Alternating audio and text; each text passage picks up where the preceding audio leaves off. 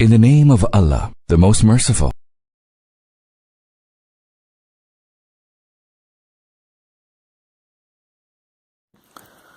I saw a comment the other day, someone mentioning that fasting and everything and praying and everything, but having a problem with porn. And I didn't even know girls would have you think that they're not even interested in men, but I'm saying I didn't even know they watched porn, let alone had a porn addiction. And she's saying, she's put it on a comment on YouTube, and she said, I think she was saying like, pray for her probably, ask forgiveness for her or something, and saying she watches she wears hijab and everything, and prays 5 times a day. In other words, doing all the proper stuff is what she's saying, I assume, and that she was fasting, obviously. And she needed help, so after you've done all the dua and stuff like that, obviously we're left with a bit of effort, and that's what I'm trying to help on. Obviously do your duas and everything, but then we're left with our own psychology, because we have to do a bit of struggle and striving. That's what we're left with. After the advice and the dua, we're left with some effort, or there would be no effort, would there? And this is where we can give each other some codes in life, and hopefully I can give you what I've learned, and it's what I call codes, as in I can give you a code, as in a way of being, a way of doing things that I've understood myself through my own struggles. So in this case, obviously what we've been told, first let's go by what we've been told, because that's the true science. Keep your gaze down. So I thought, okay, so if Allah Ta'ala tells us to keep our gaze down, then surely that's the way, and that we will be helped. Because I thought, I don't think that's going to be enough. But I thought, hold on, listen, Allah Ta'ala tells you to keep your gaze down, it's going to work. He's going to help you. If you do that, He's going to help you, because you've done what He's told you to do. And then the fasting, if you can't keep your passions down, fast. So you can do that. And the other one is remember death, because it's the destroyer of pleasures, so you do that as well. After you've done those things, make sure you keep a good active life. Obviously, to be sitting around watching porn a lot, you're gonna have a certain amount of time that's not active, because the bodily tension just does create a stronger amount of stress and pent up frustrations and stuff like that. If you're working out, you're doing some weights, cardio and stuff, a bit of running on your treadmill isn't not going to be enough normally. You want to apply some weights, just a few bicep curls, a few squats and stuff like that. Make you healthier, make you stronger, keep the tension out of your body and out of your mind. You're not going to get massive or anything. The only way you're going to get massive if you progressively overload the weights every week or so, every time it gets a bit lighter. But that's not your goal, so don't do it. Now, after doing all those things, eating well and whatever it was, because you got to first eradicate what might be in your life that's causing you. You might have gluten intolerance and stuff like that. You might be eating certain foods that cause you stress. You might be eating too much. You might be eating for comfort, and then you know what happens. You just sit in there and you can't hardly move, and before you know it, the laptop's on your lap and it's open, you know what I mean, and you're going from one place to another. So after, obviously, I mentioned doing all the right things, then I can advise you, not you personally, but I can advise you. I probably will send you this video for help though, the link, because I was inspired by what you said to do the video in the first place. But what it is you've been told the first glance, look down. First glance is okay because it happens. which suggests that, if you look at something for 1 second, it doesn't really connect to your inside vision, that inner vision. There's a place, isn't there, in the body and in the mind where there's like a lens, it connects. See someone, it connects, it creates an electricity, you see, between each other. A connection is created if you hold that glance. But if you walk away and there's nothing more, that's good. You know what I mean? We've all had it. We've gone to a shopping mall, shopping centre, whatever, and we've connected. She smiled, you smiled, and when you looked away and sort of felt hot and sort of, excited, and it's like, you know what I mean? What should I do about that? Nothing. Let's go. All I'm saying is, it's an energy back and forth. You know what I mean? It's like yours goes over to her, hers goes over to you, and this is where the connection starts, you see. But before that, you didn't know of her. It's as simple as that. But each time you connect, each time you look, you create tentacles for each other. You know what I mean? It's like literally like tentacles, like an octopus or whatever. It's like reaching out, and you're creating connections. And as long as you don't see anything that you mind, those connections stay. And the longer those connections stay, the stronger those connections become, because you're saying to yourself, basically, I haven't got a problem with her yet. And there is like substance in someone you haven't got a problem with yet over a long period of time, because it suggests to you, normally I already fall out with people or I don't like them, but this person I see day in, day out, and I don't see any behaviour yet that I dislike, so the connections keep being created. She walks past you the once, creates a new connection of smell. That smells nice. And every time she wears something else, that smells nice. You smell her hair, the shampoo, she walks past you too close, dressing different, the way she looks, the way she speaks. It creates a database inside you.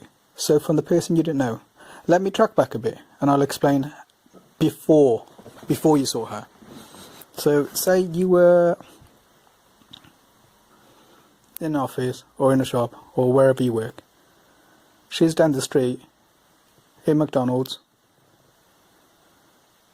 You don't know about her, so she has zero impact on you at that time.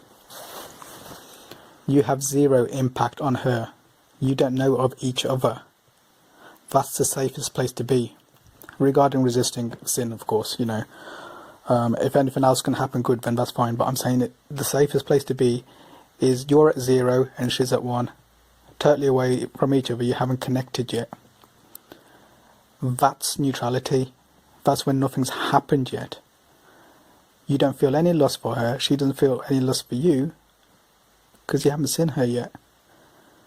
When you come, you have to, depending on each other's eyesight, you would have to come to a certain distance to be able to perceive each other. For one, you'd have to notice her, and she would have to notice you. Millions of people are walking past each other each day who don't see each other.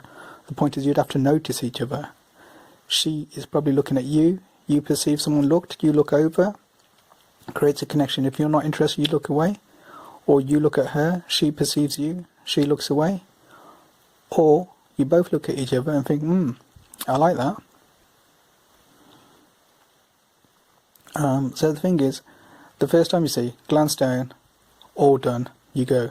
But sometimes you can't help that, because sometimes you find out that every time you come out of work, she's out there as well.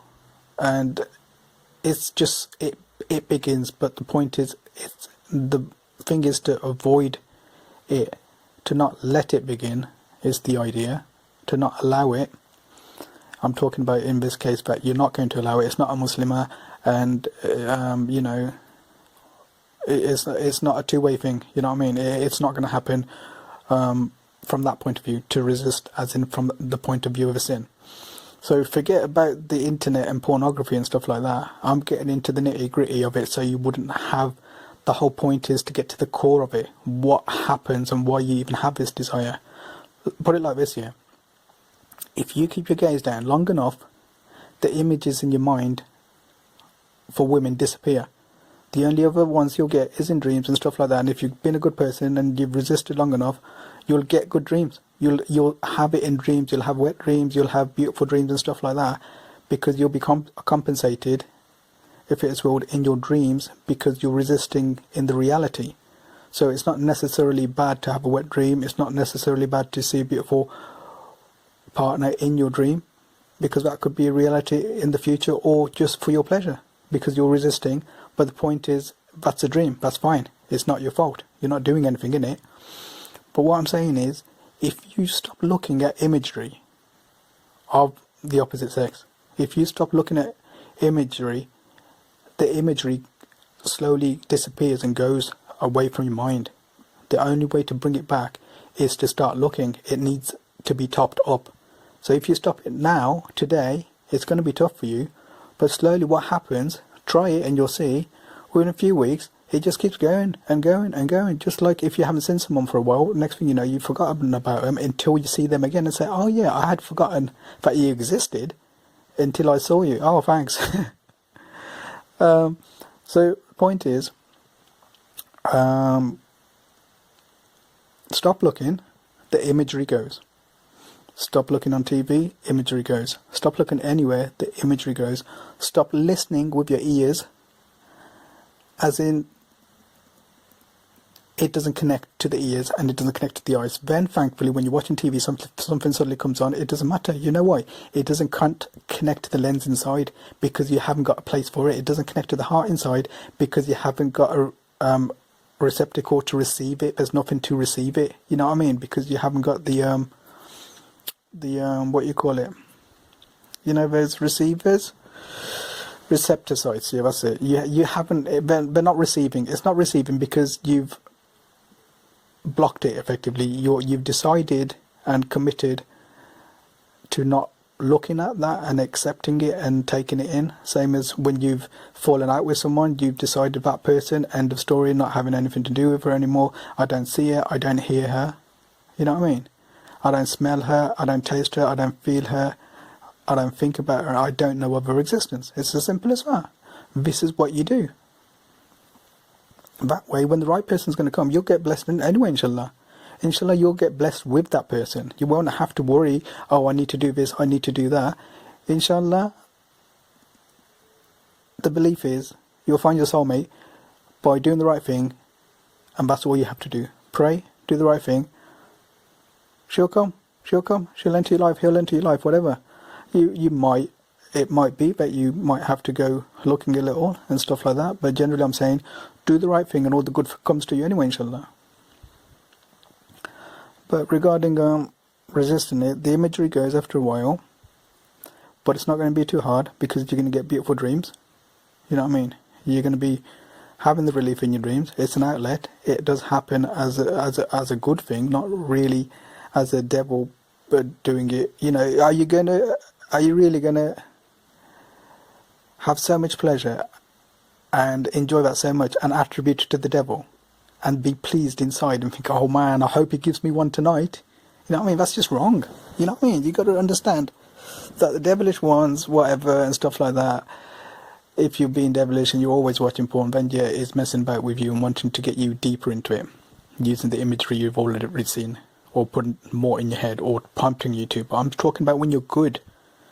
When you're good, it's good dreams. It's not bad dreams, because if you become good, you shouldn't be having bad dreams. If you're doing everything right, you shouldn't be having the Satan come near you at all. So those are the good dreams. Trust me, try it, find out. So the images run out. You don't hear them because they become a distance voice. Because obviously when you're interested in them, you hear them loud. You listen to the way they speak, the way they laugh, and you're like, oh, that's such a cute laugh. Oh, that's nice, I like that. You know what I mean? You follow them. You follow the voice around. So if you're in a shop, you follow and listen to where they're going. You know when they're gone behind you. You know when they're coming back around and stuff like that. So slowly you start making connections. Each connection is like a tentacle or a hook from you to her. And you connect like that. The more connections you make, the closer you come towards each other, because the more connections you make, it's like a lasso over the neck every time. You throw it over like a cowboy, over the horse, each other, and you keep pulling each other in. But the problem is, what happens when two magnets get to a certain point? Boom! Smack! They're stuck together, and then you have to pull them apart. Isn't that true? What happens when you turn the magnets the other way? They push away from each other. And that's the thing, if you turn your back on each other, you'll start going other directions. Like a huge fan. Imagine you've gone under a huge fan. You know what I mean? From a certain distance, it's okay. You know what I mean? But when you get close to it, your feet are going to start sliding across the floor like that. You know what I mean? And it's going to take you, but you can still pull back. But the danger is when you get too close, straight up that chute, you're going to go. You might stretch your arms out, you might stretch your feet out, you might be skidding up, but the point is, that's difficult. You know what I mean? When you got to that stage, you're going to allow it. You know what I mean? You're not going to say no to her anymore because it's too much.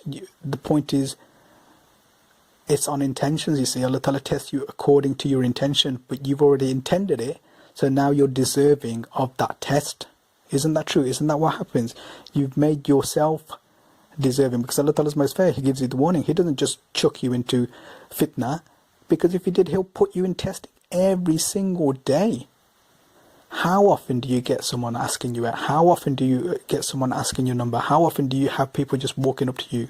Hardly ever. It doesn't happen, thankfully. It should happen. But this is a spiritual level when you realise how Allah Ta'ala is controlling things.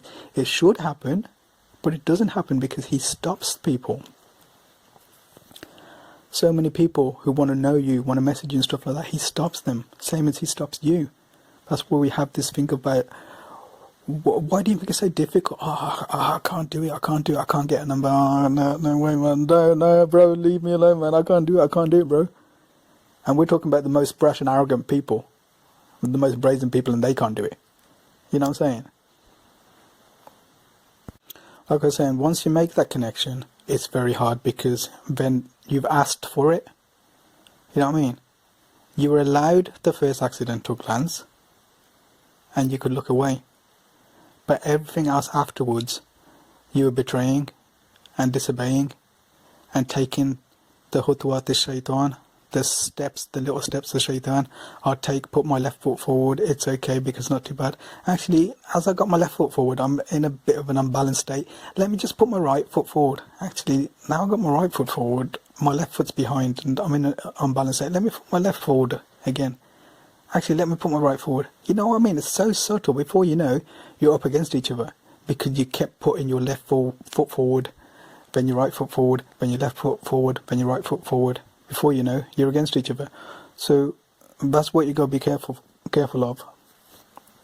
Because once you're at that stage where you make so many connections, it's going to be difficult. Before it wasn't difficult. At the first glance it wasn't difficult. You saw her, she saw you, you walked away, fair enough.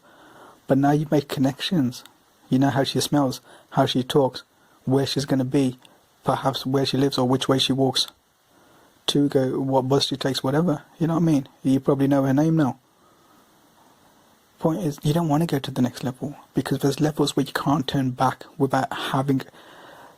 Guys, you know it's impossible when you get to a certain stage. If you get to that certain stage, it's near enough done. You know what I mean? We wouldn't make any mistakes if it was that easy. The easiest stage is now. And the easiest stage, if you've already done it, is to start backing off and cutting those connections, because that's the hardest thing to do, to take them hooks out. You know what I mean? And to talk about the hooks here, the hooks, they keep going in as long as you're getting on. And if you keep seeing good, you're going to keep liking it more and more, is generally the case. If you like to smile the first time, every day you're going to like it more and more. If you like to laugh the first time, you're going to like it more and more. As long as nothing else comes into that picture, all those hooks are going to stay. It would be a good thing if you found out from her Facebook or something. But, you know, new relationship, ended relationship, ended relationship. You're like, what the hell? How many boyfriends has this girl had? You know what I mean? New relationship, in a new relationship, in a new partnership. in a civil partnership, married, divorced. You know what I mean? It's then those tentacles can let go because something bigger has happened. But other than that, even small things that you didn't like, I was going to mention as well. Say you didn't like her laugh, but her personality was so big. Even then the tentacles are going to be made bigger on the personality side. So something that's not as nice as someone else's, something else can make up and become bigger that makes you forget the little thing that you didn't like. Suddenly it doesn't matter about a laugh because you like the way she speaks, for example. All I'm saying is if you get to a certain stage, you got to look for things to dislike, and that's a good thing. Why not? If you were going to choose someone, you'd want to know if they had bad things about them. You know what I mean? You got to look for things to dislike. You know what I mean? If she's even marriable, she might not be marriable. She might be a non-Muslim, but you might be thinking, oh man, yeah man, this girl's so nice, let me introduce myself and tell her how it is and stuff like that. But the point is, wouldn't it be better to try and find, if you got her Facebook or whatever, or if it's got to a certain stage, it's like the first thing you want to do really before asking anything else is, oh, give us your Facebook, Snapchat, whatever. Have a little look around, a little dig around, you know what I mean? Just to see if you like everything, because we're talking about being put off things, so we might as well say the truth here, you know, look for things to put yourself off. Now, if something doesn't put yourself off, then bad luck, you know what I mean? That's not going to do it, you know what I mean? But do start backing off, because if you're saying to me, it's really hard for me to back off, I'm saying, well, it's only going to become harder, isn't it? The more time you stay in there, it's going to become harder to back off tomorrow and the next month and the month after. So you're going to have to do it one time or another. So you might as well back off now, because as you back off, the smile starts disappearing in your mind, in your inner vision. As you start backing off, the laugh, that little giggle, you can't hear it. You can't hear it anymore. Or it becomes quieter and quieter until it's silent. You don't see those eyes anymore. You know, those beautiful blue eyes with the sunlight hitting them and reflecting and looking right at you. You know what I mean? Penetrating your soul, so to speak. Slowly, it reverses and becomes what it used to be. The girl down the road.